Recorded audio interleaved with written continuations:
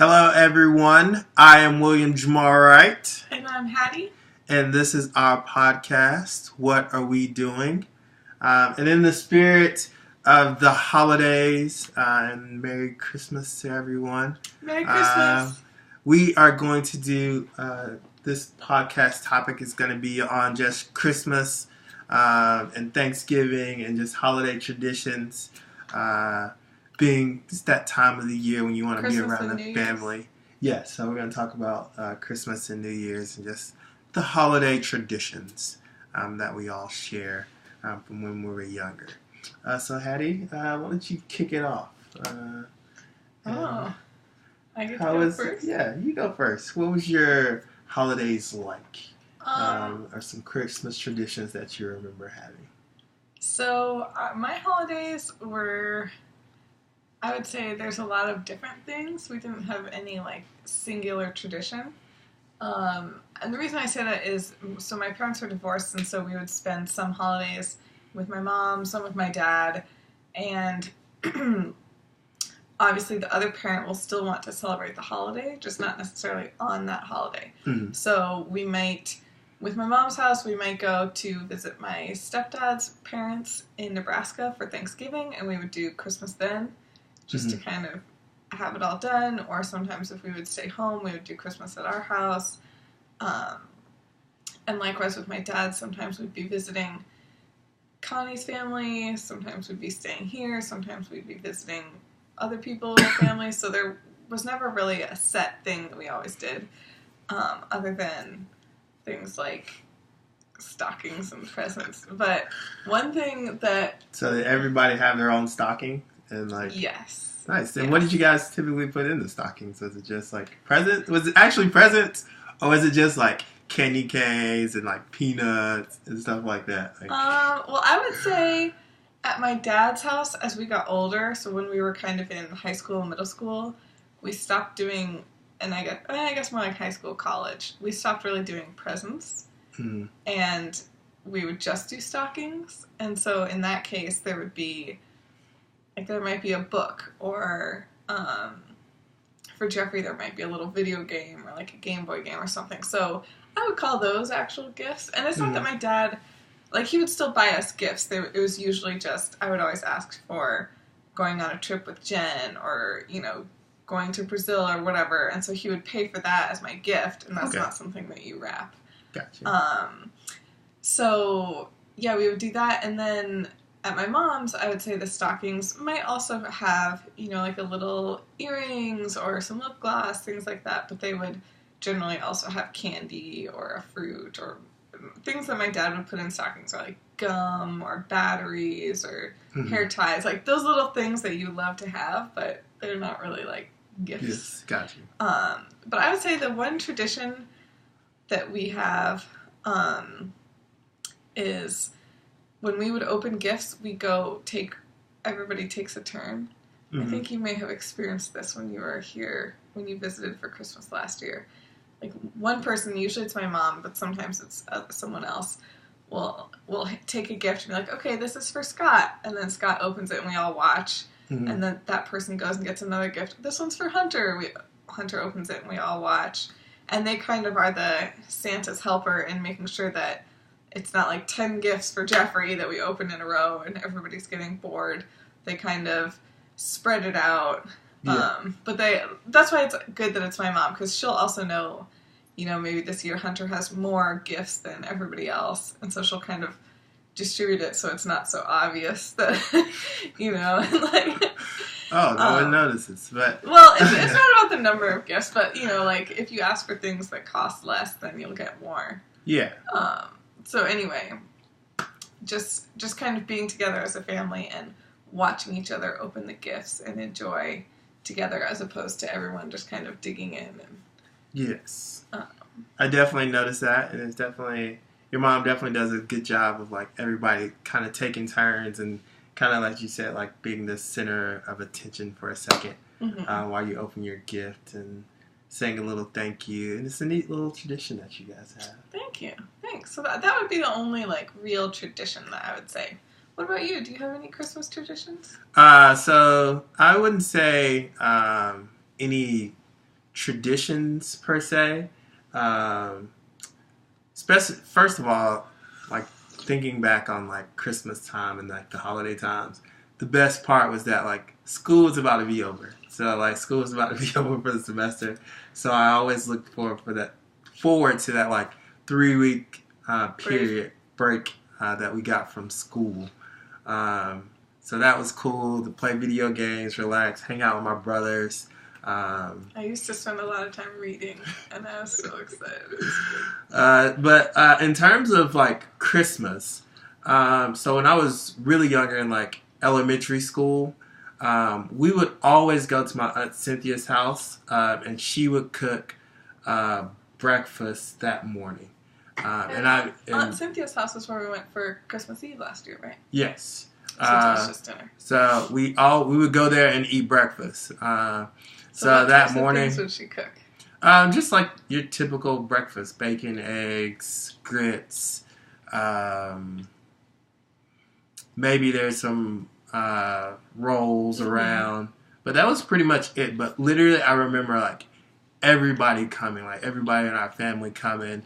And also, like, my grandma would give us, like, all little, like, bags, which are they're very similar to stockings. Nobody hung, like stockings or anything. Yeah. But she definitely gave us, like, a little gift bag. They would always have, like, socks, some underwear, like, some candy, like, peppermint candy. Like, there was no other type of candy, just peppermint with candy canes. Honestly, those little things you need, but you don't really ask for. Like. Yeah, and then we would get like you said, like a fruit. The fruit would typically either be an orange or an apple. Mm-hmm. And my grandma would basically make a bag for all of the kids, and each one of us would get one. So that was a little neat. This is Grandma Sarah. Yes, and just like that was a very distinct memory I have of when I was younger.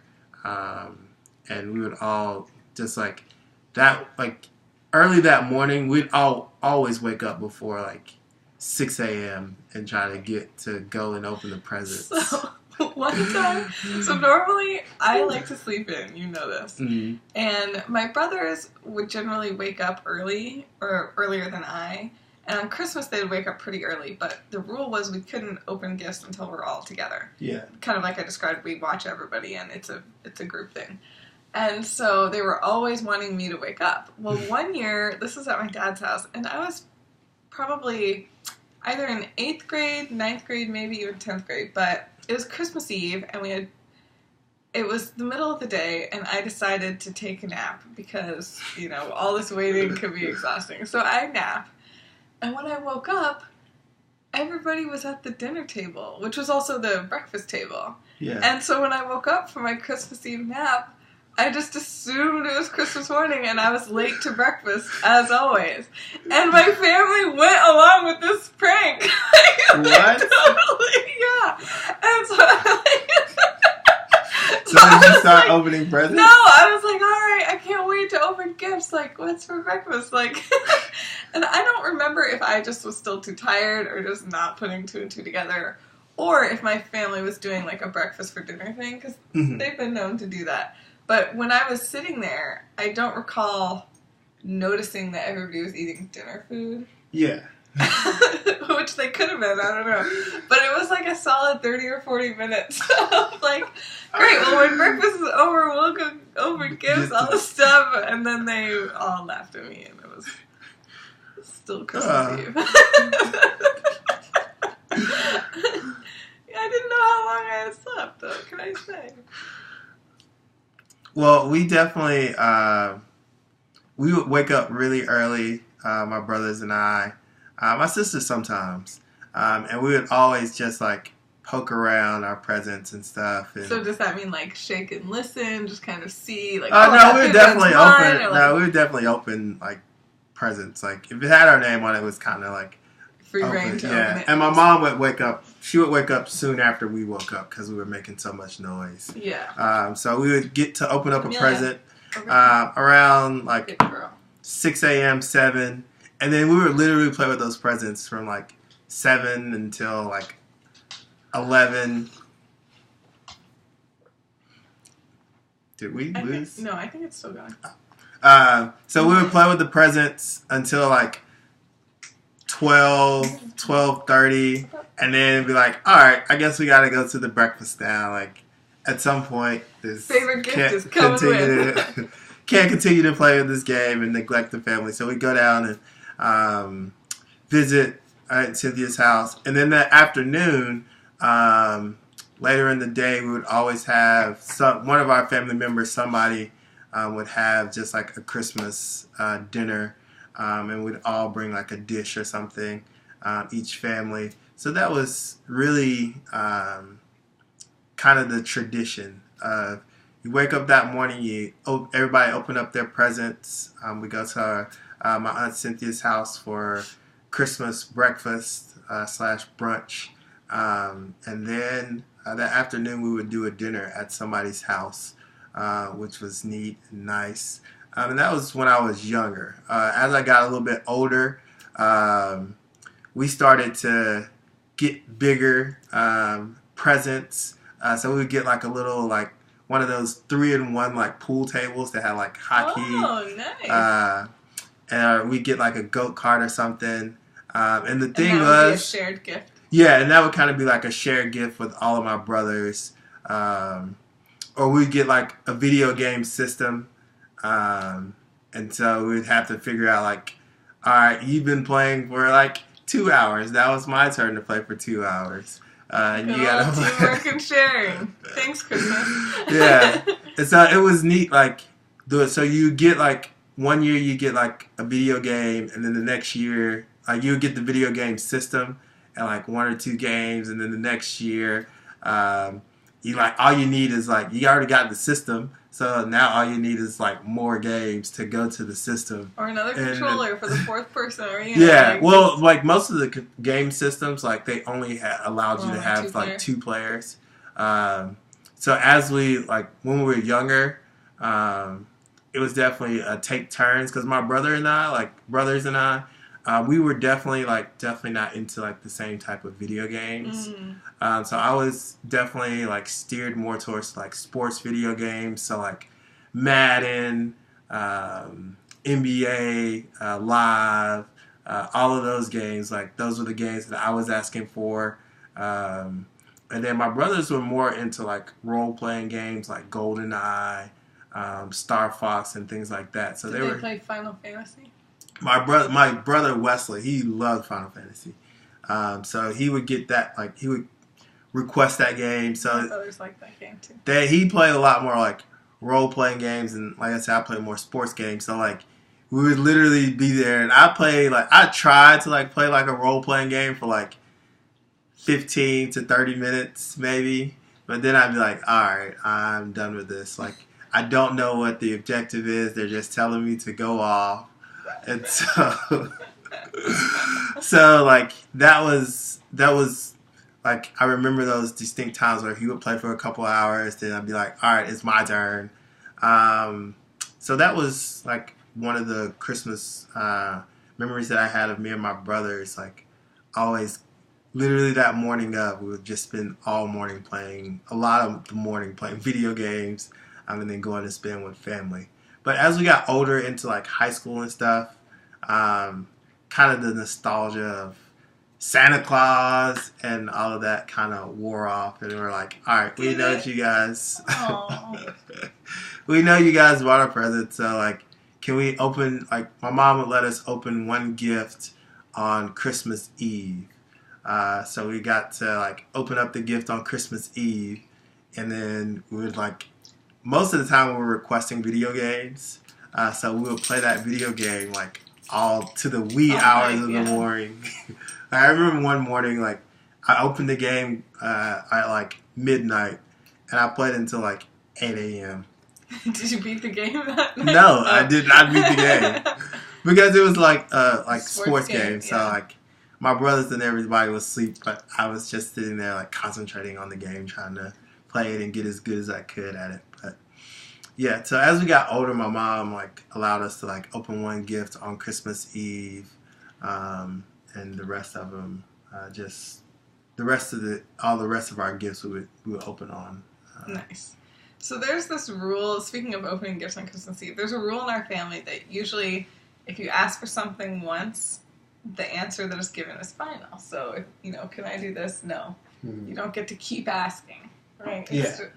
The exception was opening gifts on Christmas Eve. I don't know where this came from, because my mom can help. I don't know if I did this as a small child, but somehow when Hunter got to be like 5 or 6 and starting to get really into Christmas, that's when I was 15 or 16. And so I would kind of tag team with him at wheedling my mom, like, can we open a gift on Christmas Eve? Like, please, just one. Come on, it's Christmas Eve. Like tag team. Yeah, no matter what she would say, we would both just keep asking with like big puppy dog eyes. And sometimes she would say yes. Nice. Like enough times that we kept this up. Like, the reward was worth the price of asking. Yeah, but usually if she did let us, then she would say, I get to choose the gift. So often my mom would give, like, depending on what we asked for, if there was like a big thing, she knew where it was wrapped. And so she wouldn't allow us, like by her choosing the gift, she would not let us have like the biggest, best thing. And so usually it was like a small thing, like a book or, a small set of Legos or whatever. And sometimes, no, maybe that's more like when we were in college. She might be like, oh, you can do the stockings. But when we were kids, stockings were definitely in the morning. Gotcha. Speaking of, did you how old would you say you were when you stopped believing in Santa Claus? I think we just asked my mom this, and I think she confirmed I was like 1st or 2nd grade, and Rob must have been 2nd or 3rd grade. But she was adamant that we were not going to let Jeffrey know, because Jeffrey was still at that time 3 or 4. So she wanted him to keep believing in Santa for a little bit longer.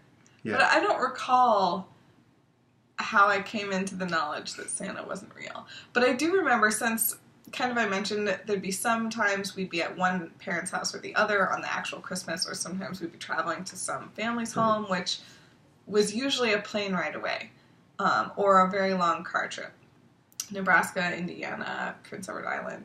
So we would always be concerned about our gifts, and Mom would always reassure us that, she had written to Santa letting him know that we were going to be in Evansville, Indiana this year. Or Santa knows that we're doing Christmas early because, you have Christmas with your father. So Santa's making a special stop in Lincoln this year. So she was really good at calming us down that our gifts would still be there. So reassuring the kids that Santa knows where you are. Yeah. It can give a kid stress. They're like, I've been good all year. I was about the same age, actually, around 1st or 2nd grade. And I remember, this Christmas, we were over at my grandma's house, and, my grandma and my Aunt Belle, they lived close to each other. And, my cousin Siobhan, who stayed with my Aunt Belle, she's older. Oh, it's a she. She's older than you? Yeah, she's older than me. And I think it may have been my cousin Ken as well. He's older than me. They both were I'm like, Santa Claus is going to come and he's going to bring me so many presents. And they're like, this is at nighttime. We're all outside playing hide and go seek or something. And they're like, Santa Claus is not real. And I'm like, what? My whole life was shattered. And I couldn't believe it. Santa Claus isn't real? And then so you distinctly remember this being outside and learning from your older cousins. Yeah, it was the dark. It was in dark, and we were outside playing, and I think they wanted to be mean, to the little cousin, and they were like, yeah, Santa Claus isn't real, and I was like, what? My whole world was shattered. And you would instantly believe them, or did you have some doubt? No, I instantly believe them. I didn't think that they were gonna lie. They wouldn't lie to me about this. I remember distinctly being and then you start to think about it. Yeah, I guess that kind of makes sense. Getting to all the houses in the world in one night would be kind of hard. Yeah, everything that I asked for, he doesn't get. So, right. Maybe the Santa Claus, yeah. How does he fit down that chimney? So, yeah, I distinctly remember, it was my cousin telling me that, Santa Claus is not real. Um, but moving on, of course, in the holidays, New Year's is thrown in there with it. What are some New Year traditions that you have, or do you have any? Celebrate my birthday the day before. Woo! So my birthday is the day before New Year's, and I didn't realize what a blessing that was until I was older. So at first, as a kid, it was sometimes a little frustrating having a birthday so close to Christmas because I would often get a gift that's a birthday and Christmas gift. So it'd be like, I don't want to name any names, but like from someone, and my brothers would get a Christmas gift from them, I'd get a Christmas and birthday gift from them, and so I just felt a little bit like I was getting gypped, but maybe that's a very spoiled thing to say, I don't know. But I never felt like I went without, I'll put it that way, on my birthday. So yeah, there was one year that my dad actually forgot it was my birthday. So that was a sad day. But, oh, no. Yeah, that was a sad birthday. Love you, Dad. I forgive you. But, and I guess like my whole family kind of forgot. It was, yeah, maybe it was just another practical joke. I don't know. But anyway, that was a sad one. But every other birthday, I definitely, I did not feel like truly I was being gypped or anything. It was a wonderful celebration, and I usually got a birthday cake, got to choose what we were having for dinner that night. Either my stepmom or my mom would make me that. So it was always a really nice day. And I love reading, and so I would wake up and, first of all, the night before I'd go to bed late, usually reading a book I'd gotten for Christmas. Drinking hot chocolate like I'm drinking right now, and just like being all cozy.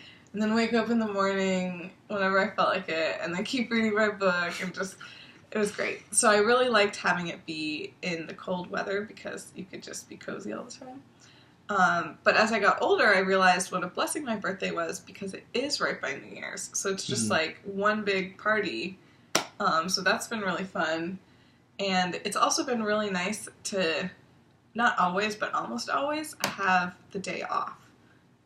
Or be on vacation or a holiday during that time. A lot of people, especially as you get older, have to work on your birthday or whatever, and very few times I've experienced that. So that's been really nice. That's like another gift in disguise to be able to sleep in and have the day off. So I'm really grateful for the birthday that I have now. So yeah, but other than that, no big New Year's traditions. I know my mom actually, when she first met my dad, they were working for this company. And the group of people they worked for were all similar ages, and there was, I don't know the full number, but maybe 10 or 12 of them. And as they got married and had spouses, they wanted to stay in touch and just do something together. So every year since then, they rotate of that group of 20 or 30 people who host the big New Year's party. Oh. So my parents, or my mom and Scott now, always go to that. And like my mom has been going to that since she moved to Denver. And 2 years ago I went with her, and that was really fun because the last time any of the people had seen me or vice versa was when my parents hosted it in the year 2000. So like they know all sorts of things about me because they're my mom's like best friends. Yeah. And she sees them every year, and they like talks about stuff, and like they've obviously when we were younger we would go with them to this, but I don't really remember doing that when I was like 6 or 7 or whatever. But it had to happen, or maybe we'd have our babysitter or our au pair or something. But anyway, so people that know us really well, but I don't necessarily know them as well. But it was a really fun experience doing that. So yeah, I would say that's probably the only New Year tradition, which isn't really my tradition. But how about you? What New Year traditions do you have? So I would say that like now I definitely like have like a New Year's tradition. And I'll talk about that in a few minutes. But like when I was growing up and younger, like honestly, like New Year's was just like another day of the calendar. People would maybe shoot out some fireworks and make some like New Year's resolutions that ultimately they weren't going to keep. I definitely like, I don't remember like really celebrating New Year's. It was just like another day. And then I remember getting to college, and it was like, like I feel like everyone's having like a huge celebration on New Year's, and I'm just gonna like go home and chill. Like, Can't miss out on a big party. What? So, like, literally on New Year's, like, I would just be at the house, be like, all right, maybe I'll watch, like, the Would you watch Dick the ball Clark, drop? New Year's Eve, rocking New Year's Eve, and, like, the ball drop. But then after that, I'd be like, all right, well, this is over with. Cool. So I definitely, like... Just another day on the calendar. Yeah, like, literally that is all New Year's was. It was just another day on the calendar. And then it's been about... it's almost been about 10 years now.